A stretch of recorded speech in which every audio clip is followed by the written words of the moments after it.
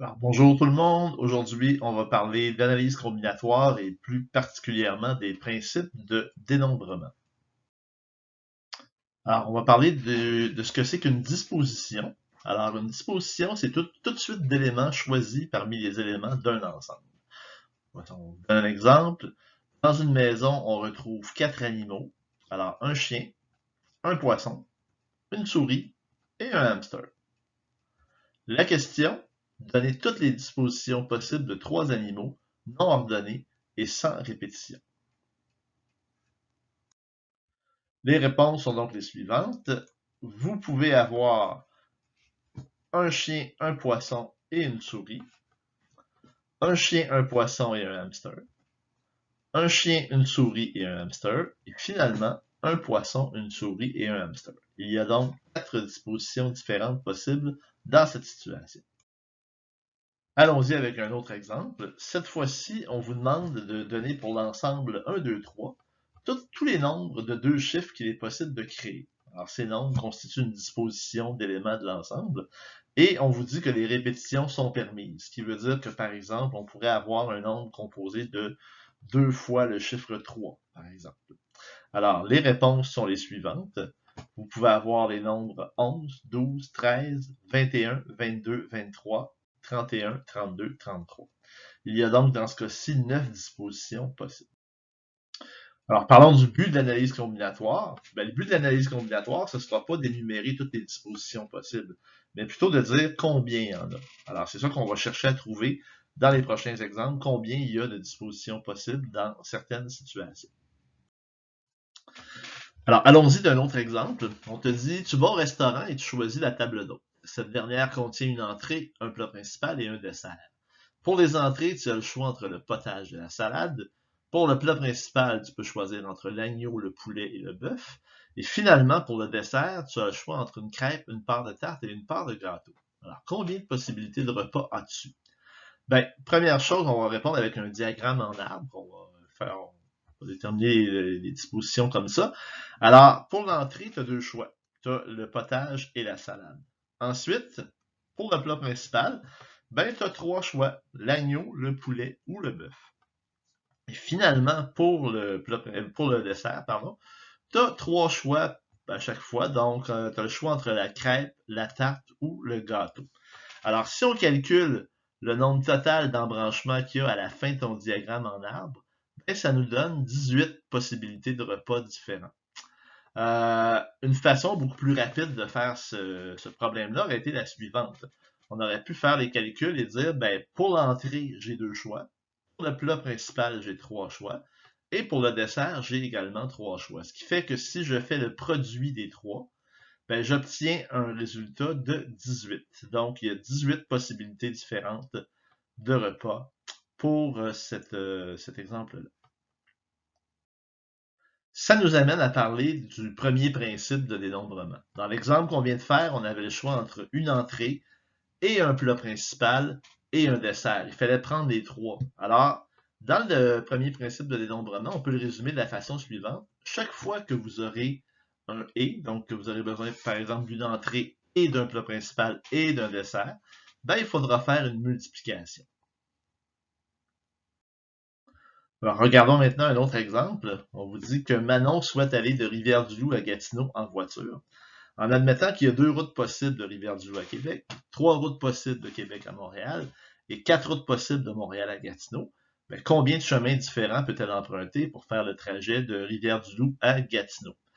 Il faut comprendre que pour se rendre de Rivière-du-Loup à Gatineau, Manon, elle doit d'abord faire le trajet de Rivière-du-Loup à Québec et ensuite faire le trajet de Québec à Montréal et finalement faire le trajet de Montréal à Gatineau.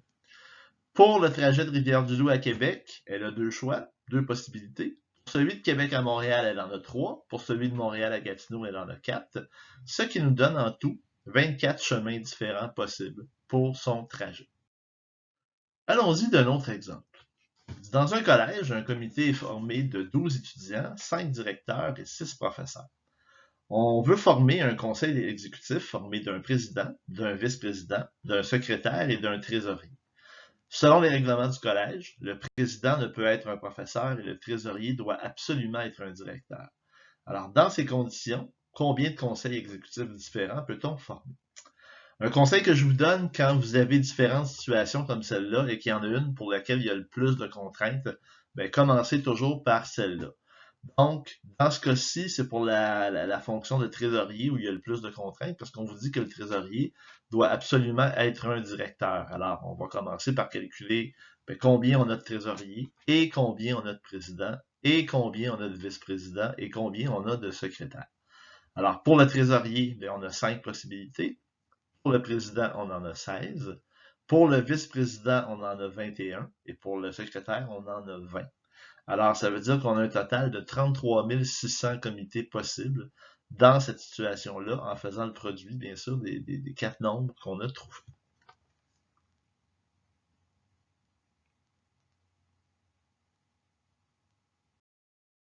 Allons-y avec une autre situation. On vous dit que tu dois choisir un cours complémentaire à la prochaine session. Et le collège offre 3 cours de langue, 2 cours d'art et 4 cours de sciences humaines. Alors la question, combien de possibilités as-tu? Ben là, dans ce cas-ci, tu ne feras pas un cours de langue et un cours d'art et un cours de sciences humaines. Tu vas faire soit un cours de langue ou un cours d'art ou un cours de sciences humaines. Alors, pour le cours de langue, ben, tu as 3 choix. Pour le cours d'art, tu en as 2. Pour le cours de sciences humaines, tu en as 4. Mais au lieu de faire le produit entre les deux, comme on a fait dans les exemples précédents, ben là, on va faire une addition. Parce que tu as le choix entre le cours de langue ou le cours d'art ou le cours de sciences humaines. Alors, ça veut dire que tu as 9 choix en tout possibles pour cette situation-là. Et ça va nous amener au deuxième principe de dénombrement. Ce deuxième principe de dénombrement-là est le suivant. À chaque fois que vous avez une situation ou une autre, ben, il faudra faire une addition. Alors, le premier principe, c'était que quand on avait une situation et une autre, on faisait une multiplication. Mais quand on en a une ou une autre, ben, on fait une addition. Alors, allons-y d'un exemple qui va mélanger les deux principes de dénombrement qu'on a vus précédemment.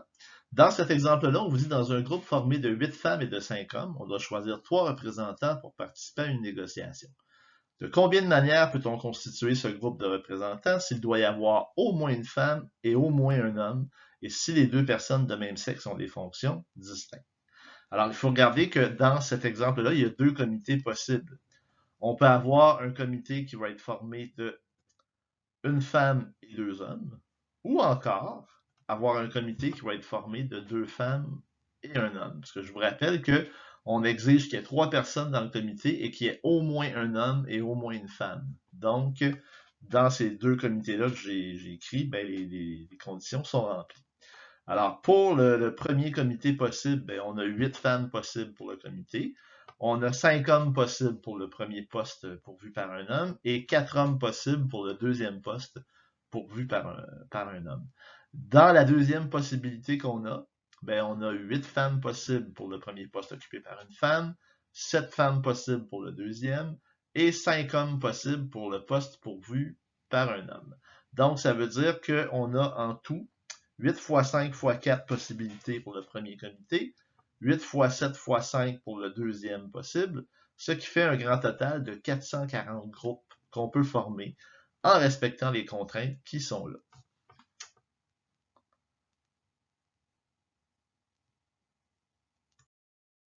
Alors, ça termine la première leçon du cours sur les principes de dénombrement et sur l'analyse combinatoire. Vous êtes maintenant en mesure de faire les exercices de la section 1.1.2. N'hésitez pas à me faire part de vos questions dans les moments de disponibilité en ligne. Je me ferai un plaisir d'y répondre. Bonne fin de journée.